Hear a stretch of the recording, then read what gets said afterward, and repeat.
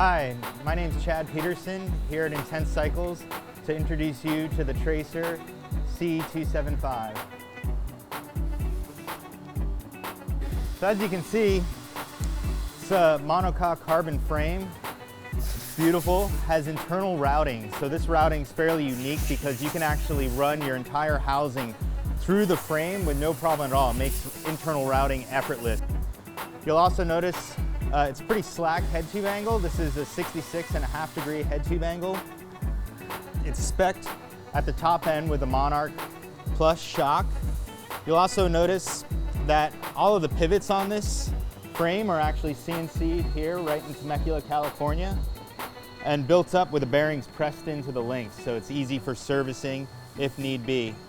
The rear end of the bike is spec'd with a 142 by 12 millimeter axle. You'll also notice that the routing for the dropper seat post is all internal as well. We have it coming out of the seat tube itself because it makes for just a more gradual bend for some of the cable actuated systems, although all the bikes that we've spec'd here are with the reverb from RockShox. So this model over here of the Tracer T275, you'll notice that it's spec'd.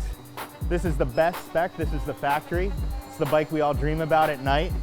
So it has NV composite AM wheels laced to some DT Swiss 240 hubs, which is really exciting. You'll notice the drivetrain is the XX1 1x11 from SRAM.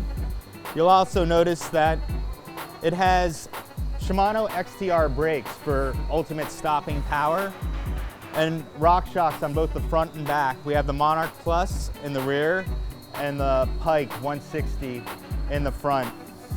You'll also notice that you can actually adjust the travel by just changing the bolt out without changing the geometry. So right now it's set up in the 160 millimeter configuration.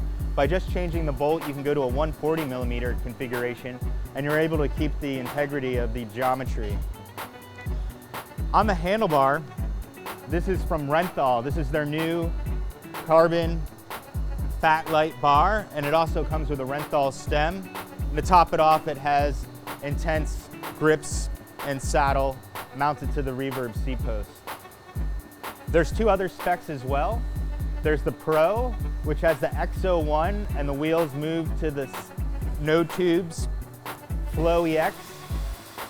We also moved to the Renthal alloy bar and XT brakes. On the Expert, we have basically a full double XT build. So this has a 2x10 XT drivetrain. You still get the Flow EX wheels from No Tubes. You also get the XT brakes. It has an Intense cockpit, so Intense stem, bar, and grips.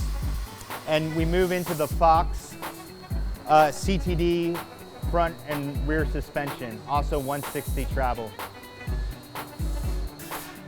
There's a few significant differences between the alloy and carbon version. The carbon version, the bearings are once again pressed into all of the pivots, where the alloy version, the bearings are pressed into the frame. Also, the carbon version is just a little bit more slack, so it's 66.5 as opposed to 67 degrees, and the top tube is 1 inch longer depending on size, so it varies. Also, the dropout on the aluminum version, you can have the G1 dropout, so you could switch out to the 135 spacing, but we decided that for this particular model, to keep it a little bit stiffer and easier, that we were just going to go with a 142 by 12. Riding is actually quite a bit similar as far as the shock tune. The performance is similar, although I would say the carbon's a little bit more confidence inspiring just because of the geometry. Being a little bit longer and a little bit slacker, it really helps. Lastly, all the internal routing. So that's a big difference between the alloy and carbon version. So we didn't just try to make a carbon version of our existing alloy frame. We tried to improve and really make this the ultimate enduro machine.